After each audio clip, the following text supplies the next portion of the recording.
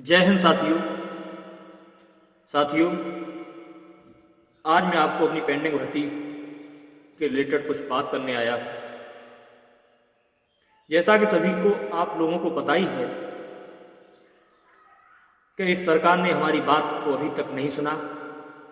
हमने जंतर मंतर पर अनेकों बार आंदोलन किया, रक्षा मंत्री जी से भी ज्ञापन सौंपे, राष्ट्रपति जी को भी, खड़गे जी ने भी अभी वर्तमान में ही पत्र लिखा है।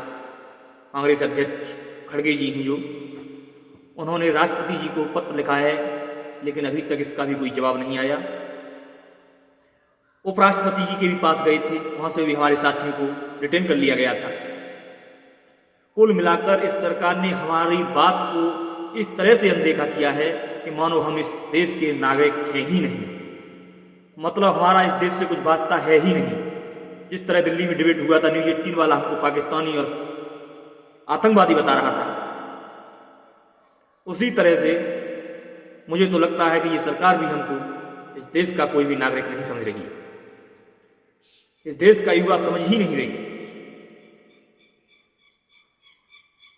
इस सरकार के आगे बहुत दिन हम गिड़गिड़ा लिए, बहुत हमने गुहार लगा ली, लेकिन इनके कानों में जो डांटें लगी हुई हैं वो खुल नहीं पाई, इनके कानों तक हम अपनी आवाज को पहुंचा नहीं पाए। तो दोस्तों, अब हमारा जो कोर्ट केस लग रहा है उस पर हमको आस है। वैसे भी अब ये ज्यादा दिन तक नहीं रहने वाले। तो मैं आप लोगों से कहना चाहूंगा कि ये जो समय है ये हमारे लिए बहुत ही महत्वपूर्ण समय है। ये समय जो चला गया हमारे हाथ से, तो शायद हम अपनी पेंडिंग भर्ती को भूल जाना ही अच्छा समझें, क्योंकि इस समय में जो हमने अपनी पेंडिंग भर्तियां पूरी नहीं करा पाई, अपनी भर्तियों के लिए इस समय में हमने जो कुछ नहीं कर पाए, तो आगे हमें उम्मीद नहीं कि कुछ हो सकता है। इसलिए इस सरकार से हम गिड़गिड़ा तो बहुत लिए, बहुत गुहार लगा ली, बहुत हाथ पैर जोड़ लिए हमने, लेकिन इनको नहीं सुना पाए। अब हमारे पास एक और शक्ति रह गई है, अब हम उसका इस्तेमाल करेंगे। तो आप सभी साथी उस अपनी शक्ति को लेकर और इस देश के कोने कोने में घूमिए, देश की जनता को बताने का काम करिए कि सरकार ने हमारे साथ कितना बड़ा अन्याय किया है। क्योंकि कांग्रेस सरकार ने हमें आश्वासन दिया है, यदि कांग्रेस सरकार सत्ता में आती है तो हमें हमारी ज्वाइनिंग देने का काम करेगी।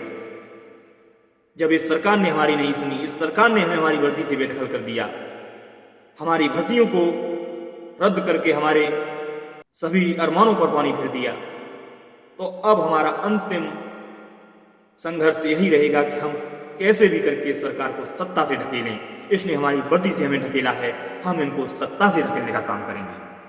और वो तभी होगा जब आप लोग सभी अपने अपने घरों से निकलकर, जहां भी हैं, मैं ये नहीं कह रहा हूं कि जहां हमारा दिल्ली में आंदोलन चल रहा है वहीं पहुंच जाइए। आप जहां भी हैं, जिस तरह से इस सरकार को बेदखल करने के लिए जो भी कार्य कर सकते हैं, वो अपने घर से भी कर सकते हैं, अपने डिस्ट्रिक्ट से भी कर सकते हैं, अपनी लोकसभा से भी कर सकते हैं।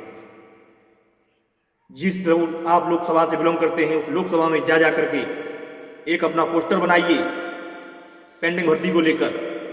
पैदल हैं तो पैदल चलिए, किसी साइकिल से चल सकते हैं साइकिल से चलिए, और सभी को बताइए जाकर कि सरकार ने हमारे साथ कितना बड़ा अन्याय किया है। और पूरी अपनी ताकत को इस सरकार को इस सत्ता से बेदखल करने में झोंक दीजिए। ये हमारे पास अंतिम अवसर है। अपने मताधिकारों का प्रयोग करके इस सरकार को, जिस तरह से इन्होंने हमको ठोकर मारी है, उस तरह से इनको ठोकर मारने का काम कीजिए। यदि ये सरकार पुनर्वापसी करती है तो मुझे नहीं लगता कि हम लोगों का ये पेंडिंग भर्ती कभी पूरी हो पाएगी।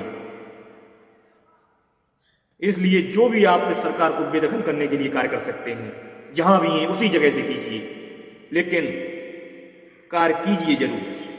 घर बैठ के काम नहीं चलेगा। बहुत दिन हो गए, हमने हर प्रयास कर लिए सरकार को बनाने के, सरकार के आगे हाथ भी फैलाए, लेकिन इनके कानों में हमारी आवाज बिल्कुल पहुंच ही नहीं पाई। क्योंकि इन्होंने, वो बात वही है कि सोते हुए आदमी को जगाया जा सकता है, लेकिन जो पहले से ही जाग रहा हो, सोने का ढोंग कर रहा हो, उसे नहीं कोई जगा सकता है। अंत में बस 2 लाइनों में अपनी बात खत्म करूंगा कि जब तक ना हो सफल नींद चैन को त्यागो तुम, संघर्षों का मैदान छोड़कर कायर की भांति मत भागो तुम। और कुछ किए बिना ही जय जयकार नहीं होती, और कोशिश करने वालों की कभी हार नहीं होती। जय हिंद, जय भारत।